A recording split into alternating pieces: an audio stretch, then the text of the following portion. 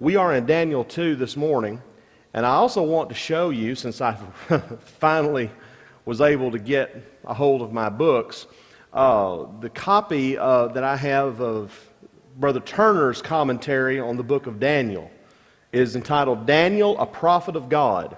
Now, from what I understand, his commentary is now out in paperback form. This is the hardback version. And it's also the version that was signed by Brother Turner, so you can't have my copy. But anyway, it is available on Amazon. You can buy it online very easily. You can purchase it through Ambridge University Press, and it's worth every penny that you pay for it. Also, Homer Haley's commentary on the book of Daniel is in paperback, and it is also worth having. I paid $15.95 for my copy. I don't know if they've changed the price on it. But again, this is worth having in your library because Brother Haley brings out some things that Brother Turner doesn't necessarily bring out, some details that are helpful. So I recommend highly both of those commentaries, Brother Turner's first, and then Brother Haley's right behind it. But we're in Daniel 2. Daniel 2, a very significant chapter in the Bible, and a very significant chapter in the book itself. And Daniel 2:1 begins, and in the second year of the reign of Nebuchadnezzar. And it's at this point that the liberals, the theological liberals, raise up in all sorts of consternation. That can't be, because you have the second year of the reign of Nebuchadnezzar, and then in Daniel 1:1, the writer had said, in the third year of the reign of Jehoiakim, king of Judah, came Nebuchadnezzar, king of Babylon. I say you can't have it both ways. Now in verse 1 of chapter 1, it says in the third year. Chapter 2, verse 1, the second year. Now which is it? What they do not want to acknowledge, which is the case, is that in his own right, Nebuchadnezzar was in his second year in Daniel 2:1. In Daniel 1:1, he was co-regent with his father over Babylon. That's something that the liberals don't want to bring out, but it is the case. Josephus confirmed that this was indeed the case, as well as other historical accounts. So you don't have a contradiction between Daniel 1:1 and Daniel 2:1. In the first place, in Daniel 1, he's a co-regent with his father on the throne. In Daniel 2:1, he is king in his own right after his father had passed away. So, in the second year of the reign of Nebuchadnezzar, Nebuchadnezzar dreamed dreams, wherewith his spirit was troubled, and his sleep brake from him. He dreamed. I'm sure none of you have ever had a dream that troubled you. Well, of course you have. If you've dreamed at all over your lifetime, you have had an experience of a dream that gave you a lot of problems. Well, Nebuchadnezzar had that kind of dream, but this was no ordinary dream. This was a dream that was sent to him by the Lord. And it was done for a particular purpose. Providentially speaking, this dream that Nebuchadnezzar had occurred to the promotion of Daniel eventually to a high position in government. The second thing that this dream would eventually redound to providentially is it inspired the long view of history, which would bring salvation to both Jew and Gentile. And the third thing in providence that was the result of this dream was it projected how God would set up an eternal kingdom that would never be destroyed. So this dream that Nebuchadnezzar had was a significant one indeed, as we shall see. So verse 2, it says, Then the king commanded to call the magicians and the astrologers, the King James says, the enchanters, other versions would say, and the sorcerers and the Chaldeans for to show the king his dreams. So they came and stood before the king. Now, what you have here gathered, what he calls is his intelligentsia. This is his brain trust. These are the wise men if you will, that Nebuchadnezzar relied upon. Brother Turner goes into quite detail in this verse, talking about the different definitions of all of these groups that are brought before Daniel. The magicians sought by means of prescribed words and strange actions to influence people, whether kings or other authorities or audiences. The enchanters were a body of people who sought to influence others by charms and other such mediums. They tried to demonstrate their power through charming snakes, birds, and other animals. The sorcerers made a practice of consulting the mysterious, whether it's animal, human, divine, in order to determine a future course of action. And then the Chaldeans were those who taught in the Babylonian temple school. These were those who had learning in the fields of astronomy, mathematics, and astrology and divination. You've got the intelligentsia that's gathered here by Nebuchadnezzar, that he wants them to tell him what this dream means. Now watch what happens. This is almost comical. In fact, it is comical when you really read it. And the king said unto them, I have dreamed a dream, and my spirit was troubled to know the dream. This dream had the effect that God wanted. This dream was sent by God to really get at Nebuchadnezzar, because the Lord knew that Nebuchadnezzar could eventually be reached. And this was the first step in that process of eventually bringing Nebuchadnezzar around to the truth. Verse 4 then begins, Then spake the Chaldeans to the king in Syriac, King James says. Now what's the significance of this? The significance is, at this point in the book of Daniel, from this point, after he says in Syriac, from this point on to chapter 7, verse 28, Daniel shifts, the book itself shifts from the Hebrew language to Aramaic. An entire long section of Daniel is written in the Aramaic language.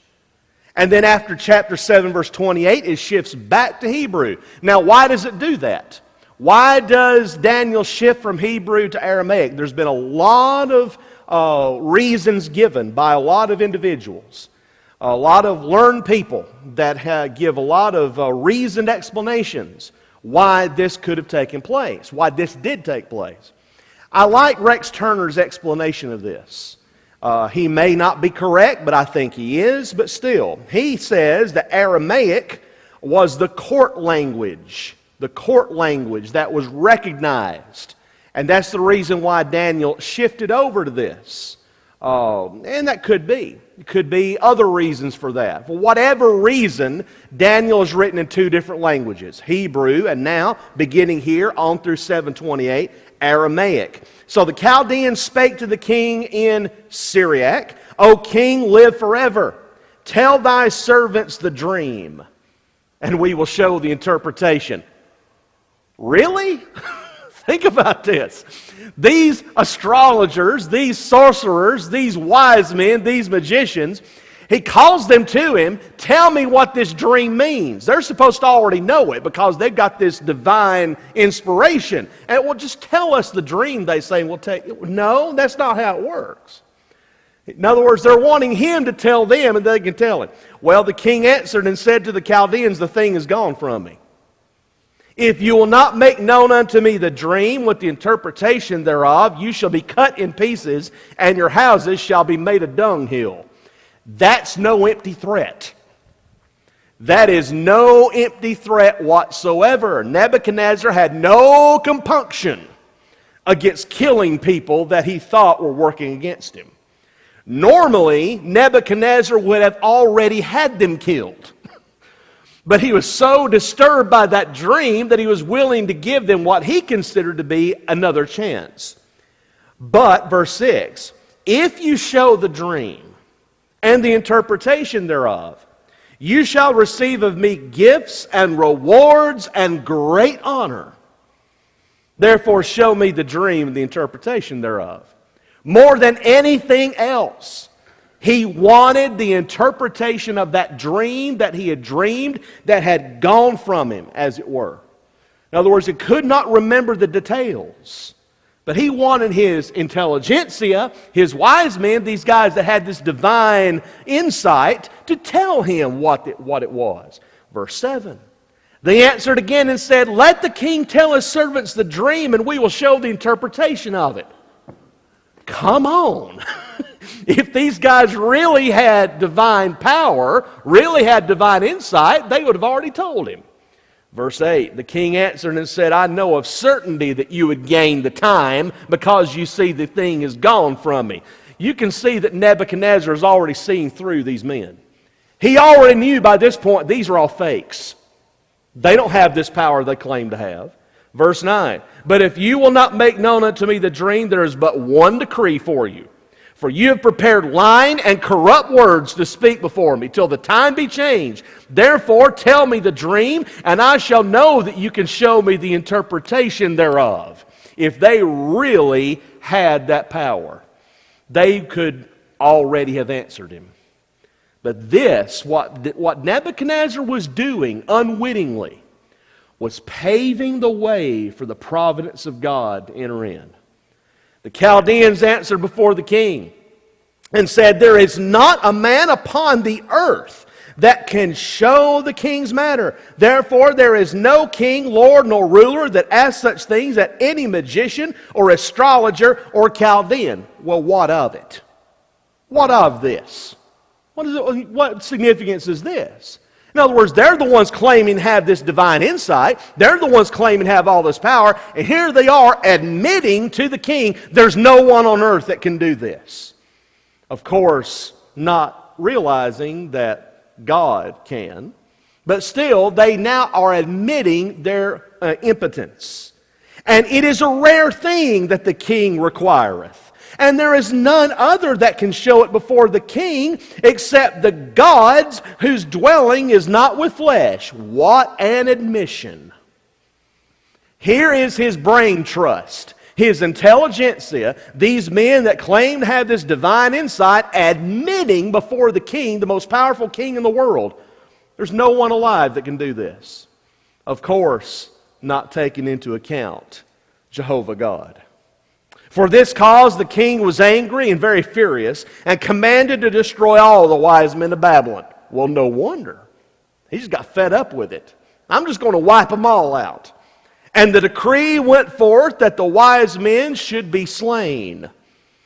And they sought Daniel and his fellows to be slain. Daniel and his 3 friends were not among those that were gathered before the king in verse 2, apparently. Or he would have already had them killed. Then Daniel answered with counsel and wisdom to Arioch, the captain of the king's guard, which was gone forth to slay the wise men of Babylon. He answered and said to Arioch, the king's captain, "Why is the decree so hasty or so urgent from the king?"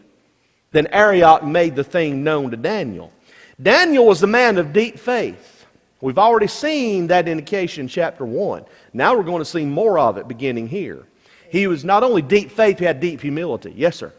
Did he mean he would destroy not only their physical home, but their whole family? Yes, yes. There's no question that not only would they be destroyed, not only would their homes be destroyed, their families would also be destroyed. Everything would be wiped out. They'd just be eradicated.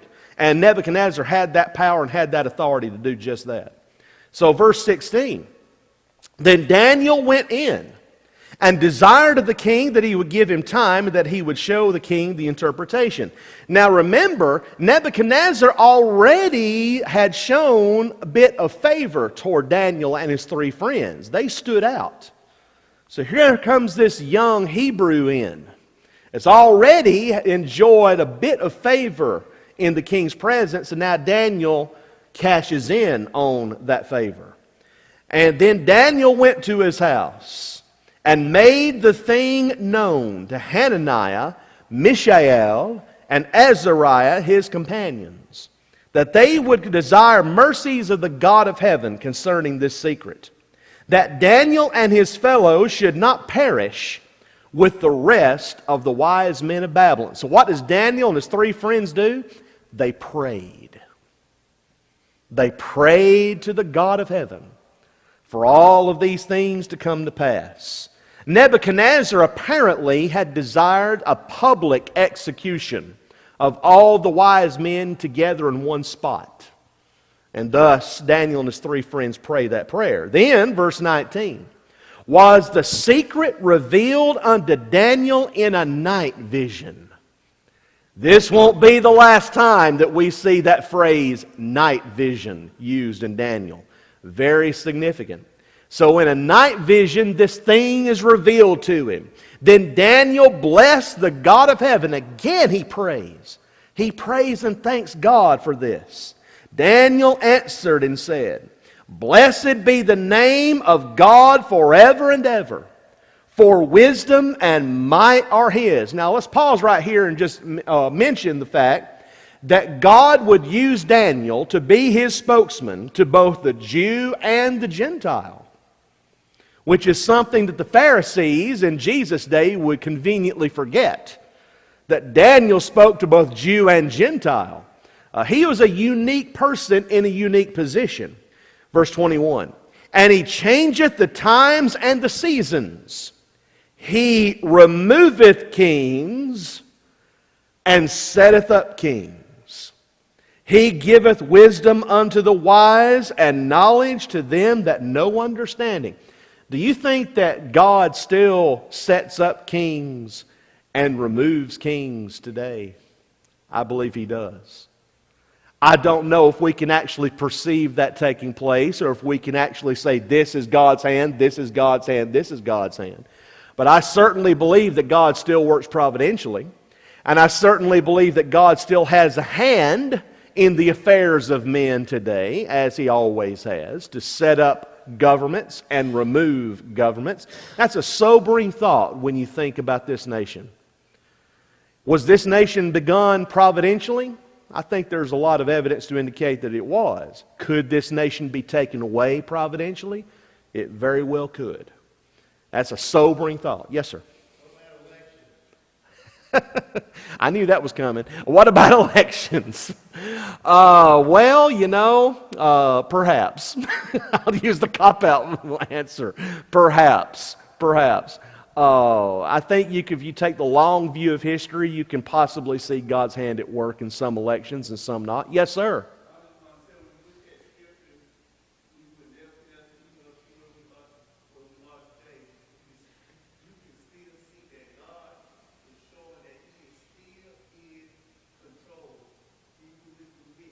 Yes, sir.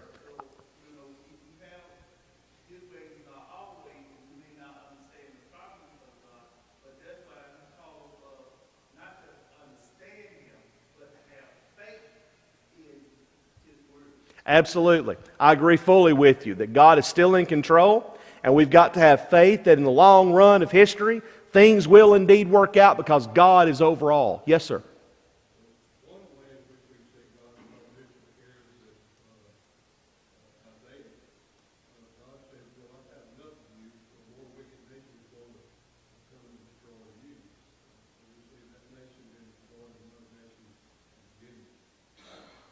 Absolutely. God raises up a nation to destroy that nation. God raises up a nation to destroy that nation if they're wicked. God is over all things.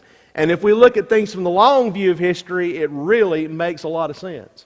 When Jeremiah says that Nebuchadnezzar is God's servant, now you see God working in His whole master plan. Absolutely. God is at work, and He's at work right here.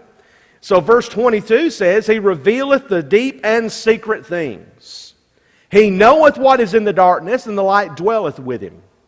I thank Thee and praise Thee, O Thou God of my fathers, who hast given me wisdom and might, and hast made known unto me now what we desired of Thee. For Thou hast now made known unto us the king's matter. We now know what this is about, and we're ready to go and tell the king. Therefore Daniel went in unto Arioch, whom the king had ordained to destroy the wise men of Babylon. He went and said thus unto him, Destroy not the wise men of Babylon, bring me in before the king, and I will show unto the king the interpretation. Even today you have to have an appointment, in most cases, to see presidents, kings, heads of state. And Daniel knew that. He went through the proper protocol. He went to the man that had that authority. So, the foremost concern that Daniel had was for the king not to destroy all the wise men.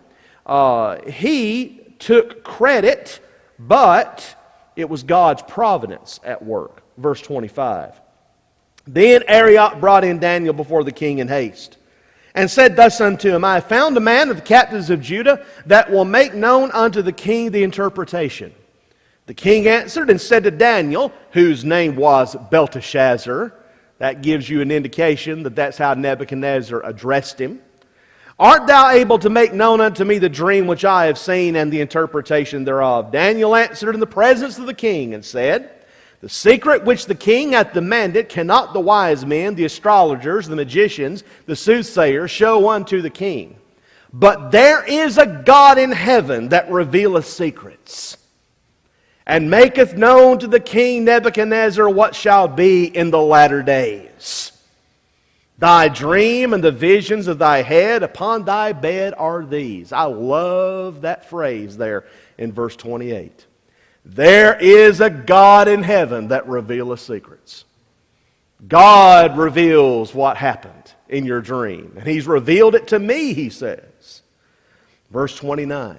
As for thee, O king, thy thoughts came unto thy mind upon thy bed. What should come to pass hereafter? And he that revealeth secrets maketh known to thee what shall come to pass. He's emphasizing the fact that God is the one that's going to reveal this thing.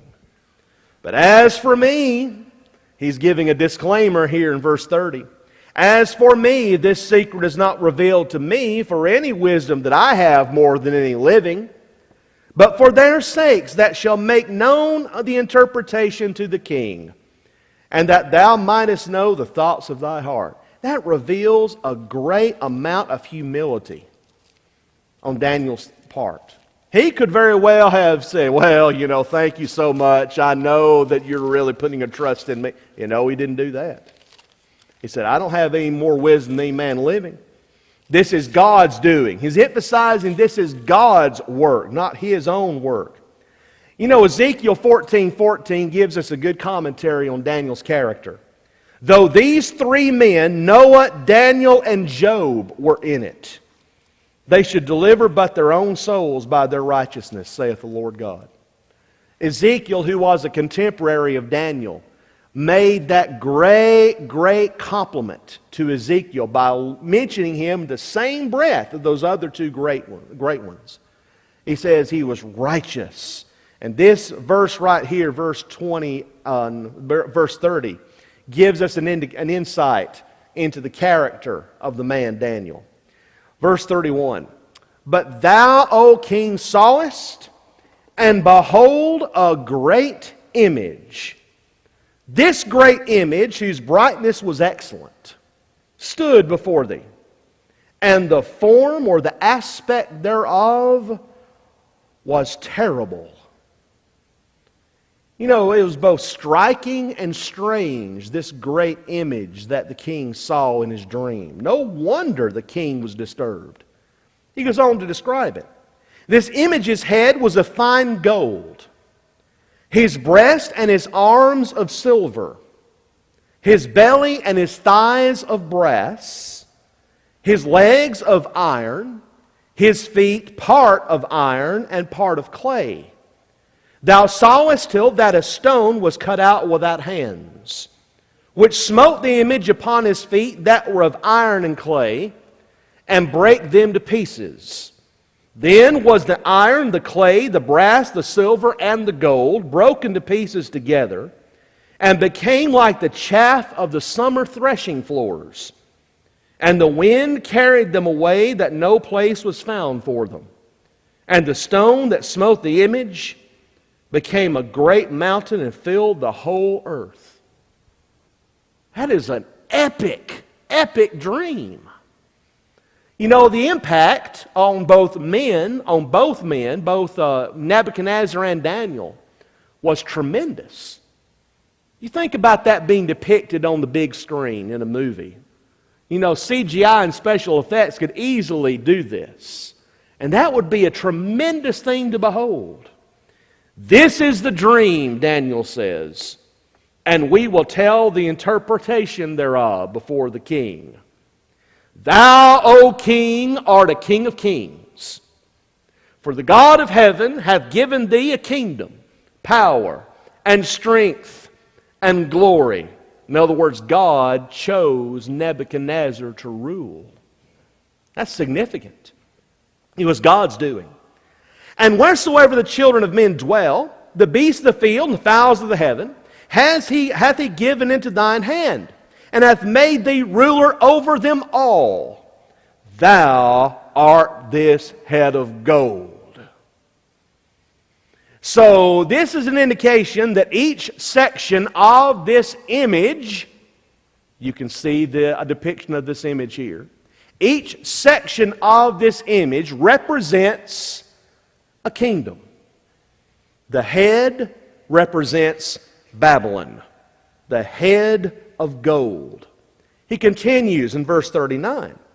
And after thee shall arise another kingdom inferior to thee, and another third kingdom of brass, which shall bear rule over all the earth. After Babylon fell, Persia rose.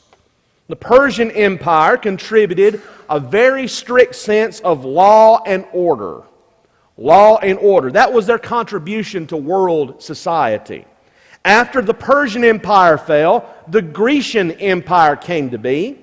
Greece contributed the Greek language, which would eventually become a universal language in the first century.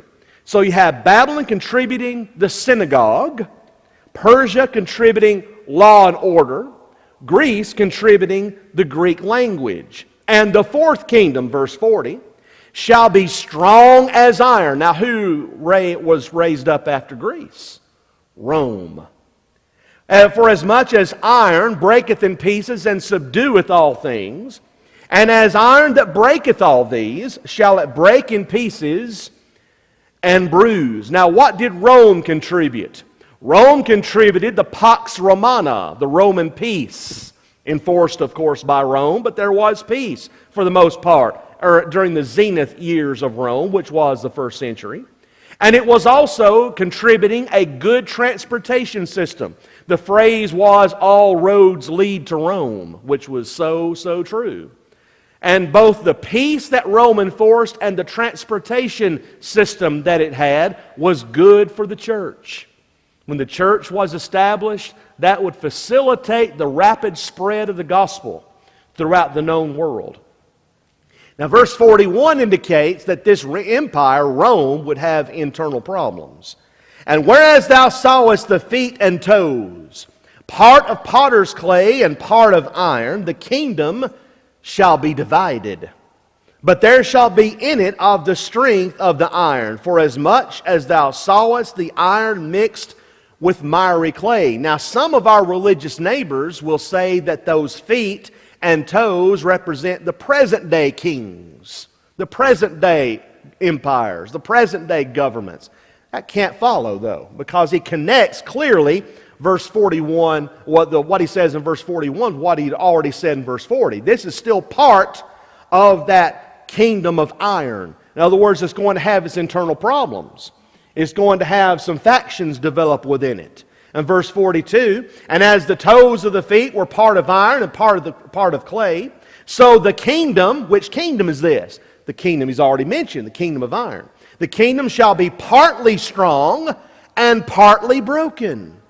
Rome's many conquests bled the nation of its men of industry and its men of intellect, and it would eventually have a long-term detrimental effect on it. And whereas thou sawest iron mixed with miry clay, they shall mingle themselves with the seed of men. Gibbon, in his very famous book, Rise and Fall of the Roman Empire, makes the point that this was one reason why Rome fell, is because they began to intermingle with the barbaric tribes that they would conquer. And that weakened them from within.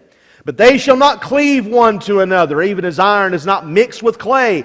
Rome prided itself on being a melting pot. Sounds familiar? In other words, everyone would assimilate to Rome's way of thinking. Well, it got to the point where Rome couldn't do that.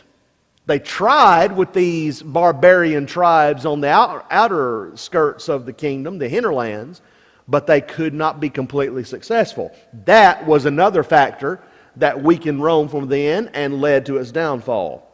And in the days of these kings, the days of these kings represent the kings of Rome, the kingdom of Rome itself. In the days of these kings shall the God of heaven set up a kingdom which shall never be destroyed. And the kingdom shall not be left to other people, but it shall break in pieces and consume all these kingdoms, and it shall stand forever. Now, what kingdom does this refer to? It refers to the church which would be established in Acts chapter 2 on the day of Pentecost, when 3,000 souls would be added by the Lord to the church when they obeyed the gospel.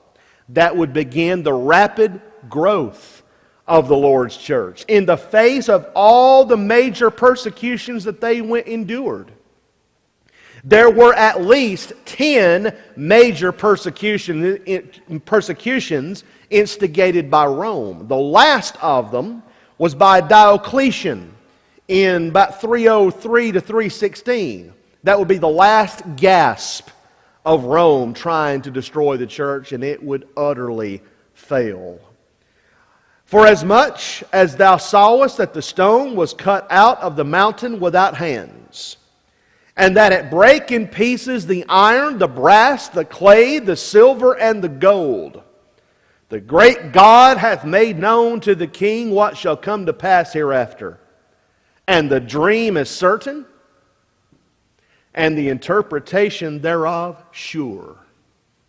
I can just see in my mind Daniel, this young man, probably by this point about 24, 25 years of age, still a very young man, standing in front of the most powerful king in the world, who's probably by this point in his mid-30s, at the zenith of his power, standing before him, giving this confident interpretation of the dream. That confidence didn't come from him, that confidence came from God. And he was able to tell the king of Babylon, the thing is sure. That is, the dream is certain, and the interpretation thereof sure, because the details that Daniel gave were exactly what Nebuchadnezzar saw in his dream. It made sense. It made sense. Over in Zechariah chapter 14, if you've got a moment to turn over to that passage, if I can find it myself, there it is. Zechariah 14, verse 12. And this shall be the plague wherewith the Lord will smite all the people that have fought against Jerusalem.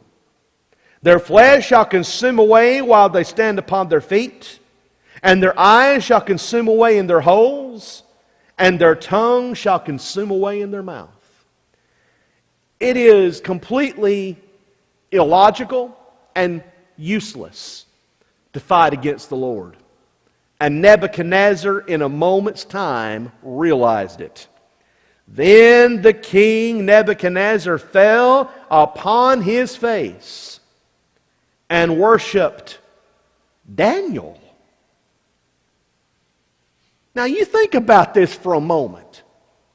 Here is the king of Babylon, the most powerful man in the world. He falls on the floor and begins worshiping this 25-year-old Hebrew. Now, you don't think that is a moment to consider? He commanded that they should offer an oblation and sweet odors unto him. I am almost certain that what Nebuchadnezzar did took Daniel completely by surprise. He wasn't expecting that at all. Daniel did not accept this worship, but he could not prevent it. He could not very well prevent a king from doing what a king wanted to do, but he wasn't accepting it by any means at all. The king answered unto Daniel and said, of a truth it is that your God is a God of gods. Notice, please, a God of gods, not the God of gods. He's not to the point where God wants him to be. He was still a heathen. He was still a pagan who worshiped gods and goddesses, as we're going to see clearly. But now he's making a place for the God of Daniel. Whereas before he had given no place to Jehovah. Now he's given a place to Jehovah. That's a start. That's a baby step in the right direction. In verse, he says, of it truth it is that your God is a God of gods and a Lord of kings. Notice, a Lord, not the God, a Lord. And a revealer of secrets, seeing thou couldst reveal this secret. Your God, He's effective, is what he's saying. Then the king made Daniel a great man. Here's God's providence at work completely. And gave him many great gifts. And made him ruler over the whole province of Babylon. And chief of the governors, or chief governor, over all the wise men of Babylon. Now you think about this for a moment. Here we have a 25-year-old castrated Hebrew who is now, in essence, second in command over all of Babylon. You don't think that's God's providence at work? It's as much God's providence at work as taking a young Hebrew who is exiled or is sold into slavery in Egypt, who is plucked out of a prison, who interprets the dream of Pharaoh, who is then put second in command over all of Egypt. You don't see the parallel here? Oh, yeah. Oh, absolutely. Providence of God at work. Then, Daniel requested of the king. Now that Daniel's got this power or this position, he can do something good for his friends. And he set Shadrach, Meshach, and Abednego over the affairs of the province of Babylon. Providence again at work. How could Hananiah, Mishael, and Azariah have gotten to that position without Daniel's influence? And how could Daniel have gotten into his position without God's hand at work? This is providence at work. Daniel sat in the gate of the king. The heathen would know of God there in the Babylonian Empire. At this very moment that this was taking place, Jeremiah was with God's people who had not been carried away to Babylon, and Ezekiel was in the countryside in Babylon with the captives. You think about this. You've got Daniel and his three friends in the capital of Babylon. You've got Ezekiel in the countryside prophesying to the captives. And then you've got Jeremiah back in Jerusalem with those who had not been carried away. God's got His people set right where they need to be. And that's something that is just unfathomable, except that God's hand is at work. God's inspiration was right there with him, and we can see everything being set now. The table is being set. The things are being put into place where Daniel would have a tremendous influence. And not only Daniel, as we're going to see in chapter 3 next week, we're going to see Hananiah, Mishael, and Azariah's influence and their courage and their backbone. You think about the courage that these four young boys had. These young men in their mid-20s by this point, standing before the most powerful ruler the world had ever seen up to that moment. And they've got the courage, and they've got the wherewithal, and they've got the stamina to stand up for the Lord in spite of what might happen to them. Do you think we need that kind of courage today? You better believe we need it. More now than ever before. That's the reason why young men and young women need to study about Daniel and these three boys and what they did. And see their courage in the face of overwhelming odds. overwhelming odds against them. And yet they accomplish God's purpose. You don't think one person can make a difference? Absolutely one person can make a difference. If we trust in the Lord and follow His purpose and follow His way. When we do that, truly the statement is true. If God be for us, who can be against us? The answer is absolutely no one. All right, well, next week we will continue our study in Daniel chapter 3.